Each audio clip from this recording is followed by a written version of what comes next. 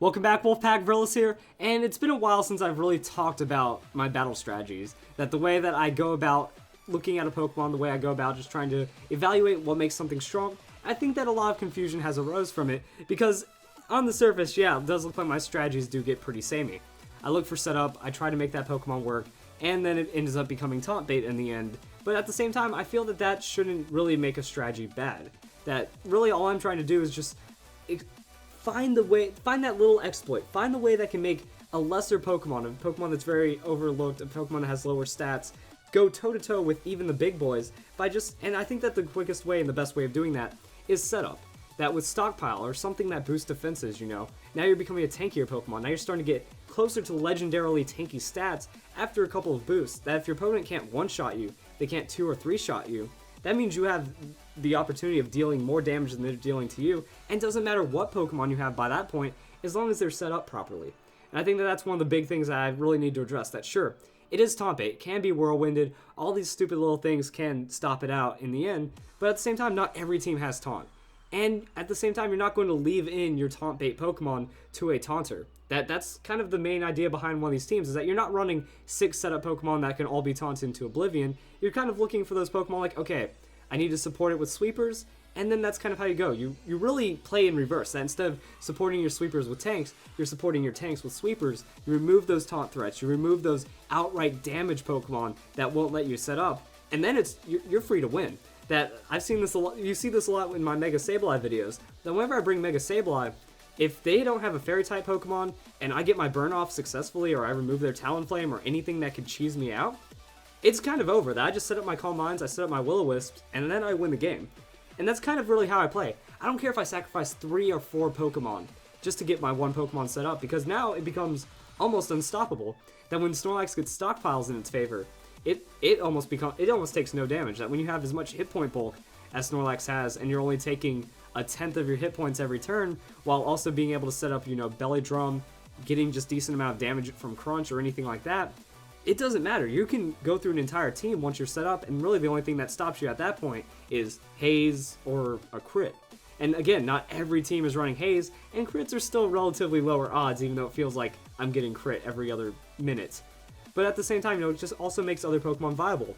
That if a Pokemon has low usage, if it's not really seen too much, but it finds that opportunity, you lead with that Pokemon, and your opponent's trying to use setup. Your opponent isn't respecting that Pokemon, and now you get a free move that they didn't expect. You get a free boost. Now you can actually start to get that survivability up, and that's really all I play for. And I think that that's just one of the big things that makes me feel like I'm playing that strong side of the game. And that it also isn't necessarily stall. That one reason why I want to make this video is because a lot of people will call my Mega Sableye stall, when really it isn't. The difference between stall and setup is that I'm establishing a win condition. That my Mega Sableye, if I'm using Calm Mind, that means my win condition is going to have a +6 special attack, throwing out Dark Pulse that is 2-hit KOing a lot of people. Now, a stall Pokemon is a Pokemon like Gliscor. Like, you see Gliscor come in the field, and your game is done. Like, you're not going to have fun for a long time, because Poison Heal is giving it so much health back at the end of the turn. That you're getting an 1/8 of your health back, you're hiding behind Substitute, you have Protect, you're just essentially waiting for them to go down to your Earthquake or your Poison or their Toxic. And that's stall. That if my Sableye was running like Protect and Toxic, that's a stall Pokemon. But since it isn't, I'm actually establishing a win condition. Stall doesn't have a win condition. It just kind of hopes your opponent can't break the stall, and then they eventually lose a lot of health overall to just remove that one threat, thus weakening up the team for the rest of the team. And also, when a stall Pokemon comes in, it doesn't want to leave because it has the advantage. When a setup Pokemon comes in, it doesn't want to leave because it spent all that time and hit points and PP setting up, so it's silly to switch out, when really a stall Pokemon can switch out at any time and not suffer any consequences. Stall Pokemon is just in there to be intentionally frustrating. A setup Pokemon is actually looking to win the game. I think that that's one of the big things that I just kind of wanted to show while I was talking about this. And then I'm also just in the Battle Gauntlet, or not Battle Gauntlet, I'm in the Battle Maison just kind of showing this off, With this, I'm looking to set up that if I Will-O-Wisp my opponent, they're going to be doing less damage to me. If I get that Calm Mind in there, that means they're definitely going to be doing less damage to me. And just because I'm getting tanky doesn't mean I'm playing stall. I'm still looking for the opportunity where I can Dark Pulse and take out the enemy team, or something like that. Same thing with Snorlax. Snorlax, since I don't run Toxic on mine, I run Belly Drum, I'm really just looking for that win condition. That once I get that Belly Drum off safely, I can crunch through a team really well, and unless they have like a Ferrothorn or something that heavy resist, that Snorlax is going to do a lot of work, and that's really all I play for. I play for getting a Pokemon at +4, +5, and then running over the enemy team. I don't care what it costs. And I think that that's just kind of one of the things that a lot of people will call me a bad battler. A lot of people will say I like rely on luck and hacks for it. But I think that it's just the name of the game with setup, that it's a little misunderstood, which kind of does cause some problems. But overall, if you kind of look at it, it makes my strategies make a lot more sense. That I will admit, my strategies do get very samey. But at the same time, it's the only way you can make some of these Pokemon work, like a Chimecho.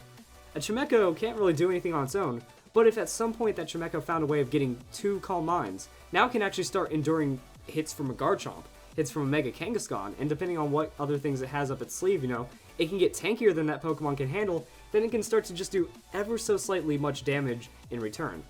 So that means, like, you're at that Calm Mind, like, say you have, like, 3 Cosmic Powers and Mega Kangaskhan comes in. Like, sure, Sucker Punch is still going to hurt a lot, but then at the same time, I'm using Stored Power, and I might be doing more damage back. Also, Mega Kangaskhan doesn't have that Sustain. Now, true that Kangaskhan can have Power Up Punch and then that can outpace it and whatever, I'm just showing that any kind of really strong Pokemon can be outdone by a weak Pokemon that's just setting up defensively or that already has that setup edge, and you look for that before the big Pokemon hits the field. You look for that while the big Pokemon's trying to set up, because you might be able to set up just a little more. Like, you're not going to leave a fresh Chimecho in if a Kangaskhan comes in, but if that Chimecho's already set up or any Pokemon's already set up, it improves your odds. So that's really what this is all about. Understand, okay, this Pokemon's too strong. I'm going to use 1 or 2 Pokemon to remove this threat, weaken their other Pokemon, then get my setup Pokemon going, and then by the time that weakened Pokemon's trying to deal with my setup, I'm getting set up and the rest of the team can't deal with me. And that's how I play to win. And that's pretty much just the big thing about how I play Mega Sableye, how I play Snorlax, how I play any setup Pokemon. And it's not really that the strategy's bad, it's just it needs to be played properly, and you can't run of course you can't run 6 setup Pokemon on a team that have very low stats and low usage and aren't really the strongest Pokemon. But at the same time, it is what those Pokemon need to become viable, and if they become viable, then you start to see things you've never expected before, and that could just catch your opponent off guard and start winning from there. So I hope this clears some things up, just rambling about tanks for a couple minutes, and I hope you guys enjoyed the video, and I hope you all have a nice day.